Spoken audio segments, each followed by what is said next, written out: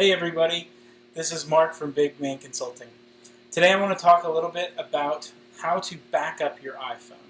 So there are two different ways that we're going to talk about backing up your iPhone, both through iCloud, which is my preferred method, and through iTunes on your computer. I'm going to be doing this on a Mac because, of course, I'm going to be doing it on a Mac, but if you have Windows it should be relatively similar. Just slow everything down and make sure you allow time for all the error messages.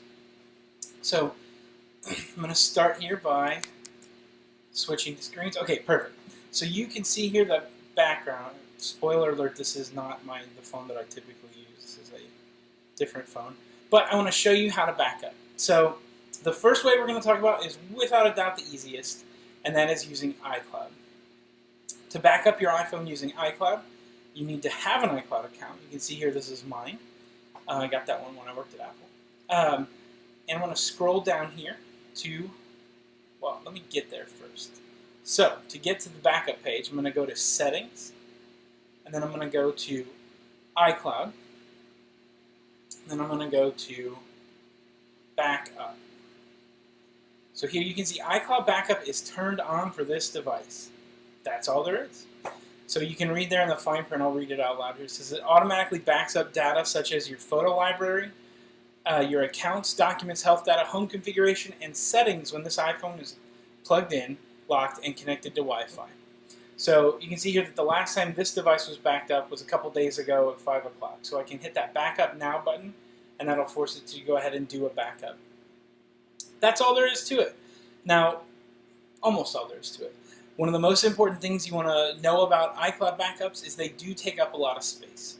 If you're not familiar with the storage requirements of your phone, maybe check out one of our former live videos or previous live videos. I think it was last week I talked about how to see where your storage is being used on your phone. So you can see here on my screen of my phone here, I have 124 gigabytes of storage available on my iCloud account. So that's tons of space. But let's see how that's being used. We did this in the video a couple weeks ago or last week, but I just want to see here. So most of my iCloud storage space, the lion's share, is my iCloud photo library. So you can see here that the backups though, Big Phone 7, that's my actual iPhone. We have an iPad at the house that's got a backup. Bigman.tech, that's both my website, which I'd love for you to check out, and the name of my iPad that I use for work. And then down below, Mark's iPhone, that says this iPhone. Whatever device you're currently looking at, it'll always say it right there on the screen that this is the device that you're currently using. So you can see here that those backups actually don't take up that much space. So any one of those 4 devices that are being backed up would safely fit into Apple's free backup. That's the cool thing about the iCloud backup. It only backs up the amount of data that it needs to pull back down from the cloud. Things like apps, it can download those from the App Store. They don't count against our storage. So that's the iCloud backup. And then I'm going to take a look here at how to back up using iTunes. So I'm actually here on my computer going to open up iTunes. Alright, so this is iTunes. And yeah, so if you're not familiar with how to get to your phone when you're in the iTunes window, it's changed a lot over the years. You might have been familiar with it back in iTunes 4, 5, 6, whatever. I think we're on version 12 now. But it's changed a lot. It's never the simplest, but everything's little icons now. So if you look carefully here, up in the top left, just below the playback controls, there is a tiny little phone icon. My mouse is hovering on it now. So I'm kind of circling it here with my mouse. So I'm going to click that icon, and this brings up Mark's iPhone. That's the iPhone that's currently connected to this computer. So you can see here it gives us a lot of information about the phone. It tells us the software, everything like that. And then you see here in this middle section the backups. So right now it says that it's set to automatically back up to iCloud. It gives us a little information about that. But let's say for a few different reasons we want to have a backup on this computer. We're going to check that box for this computer. So now we want to do a backup. We're going to just hit the Backup Now button. And while that's backing up, because we are actually going to restore from that backup, while that's backing up, I do want to just share a little bit of the theory behind why I prefer iCloud backups. First of all, I've done this for a lot of people. Just realized that the fan is blowing. I've done this for a lot of people, and in my experience, the iCloud backup has never failed, or it's never confused where data sits the way an iTunes backup has. With iTunes, you have the ability to put a lot of data from the computer onto the phone, whereas with iCloud, it's very specific what things are backed up by that iCloud backup. And so iCloud is much more opaque. We don't have many options, but that actually makes it a lot easier. And it tends to be more in that camp of what people expect from Apple products where it just works. So with iTunes, I have seen the situation where people back up to iTunes and then they restore.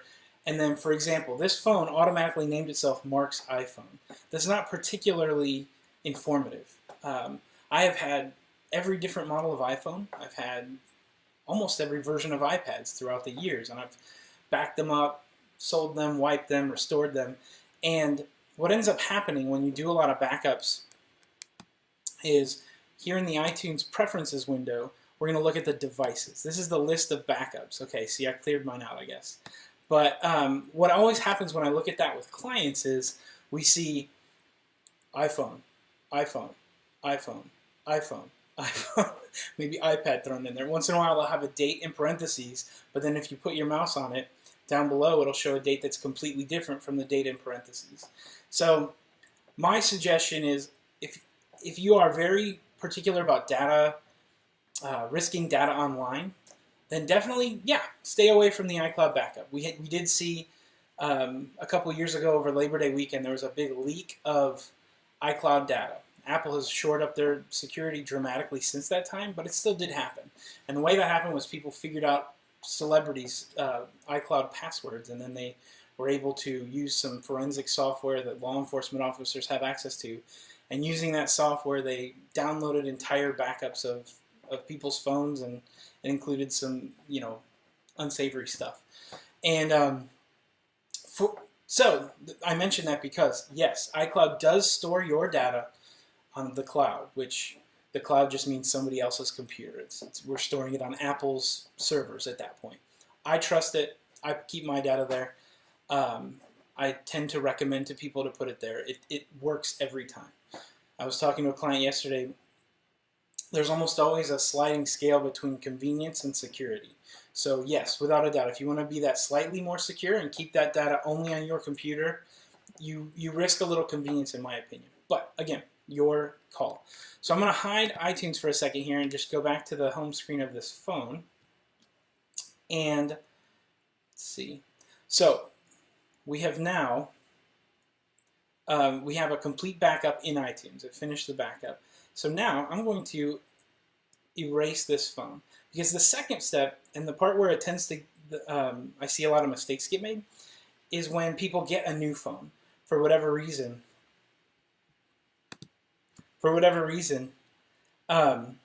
People get a new phone, whether it's from Apple or they purchase a new phone from their carrier, or they had a Genius Bar, an appointment or something, and the phone was replaced. People will set up the new phone without signing into iCloud first, and so they end up using the phone for a couple days, and after they use the phone for a couple days, there's now new data on the phone. There's new text messages. There might be important pictures, important... sorry, I gotta remember a long password. But there might be important data on the phone from the time when you get a replacement phone until the time when you get home or something like that. And when we restore the phone, it's very important that the phone have been set up completely blank. Let me put in the password and then I'll re-say that in a way that makes a little more sense.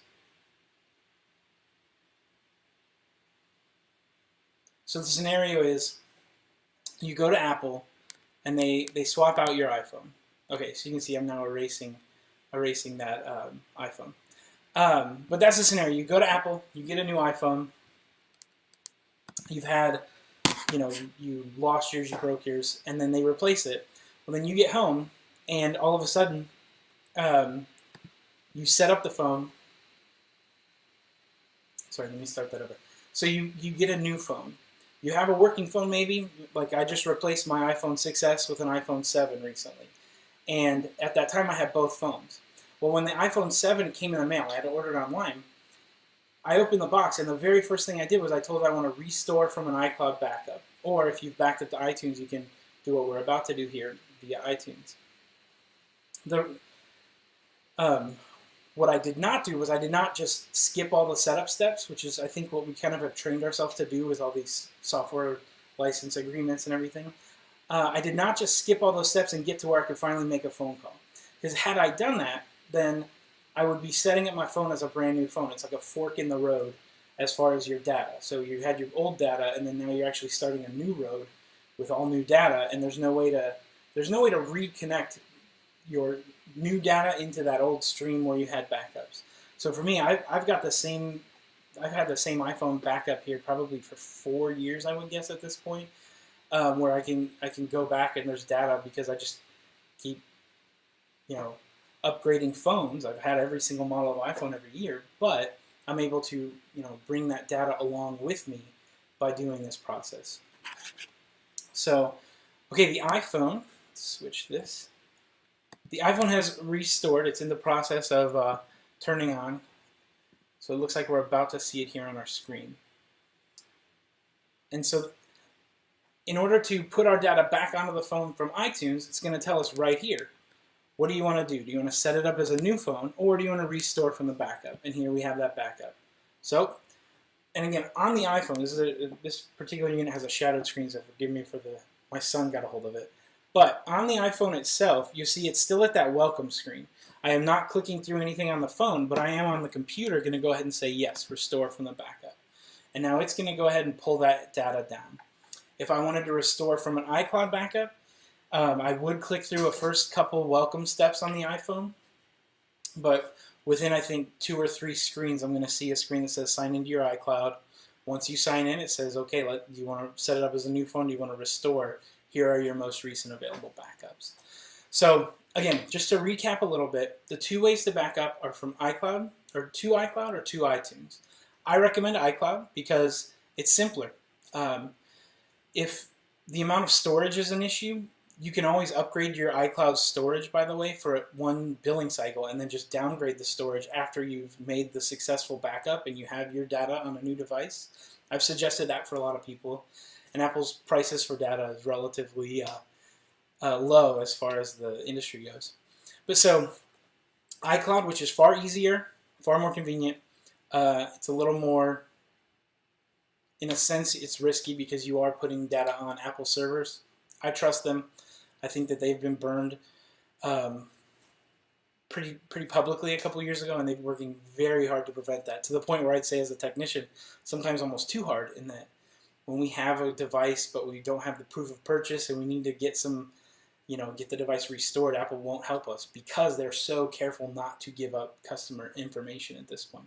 So that's iCloud, and then you have iTunes. And to do that, again, you plug the phone into the computer, and then you look for that little icon in the top left of the iTunes window. We're not seeing it right now because it's actually doing a restore. But you back up the phone to the iTunes, and then you have a complete copy of that phone in your hard drive. So the downsides to that one, I would say, are it has the risk to muddy the water as far as what data is on the phone. Many times I see it where apps don't get moved over because an iPhone backup on your computer does not back up the apps the way it does on iCloud. It doesn't do it the same way. So my suggestion, without a doubt, is the iCloud backup.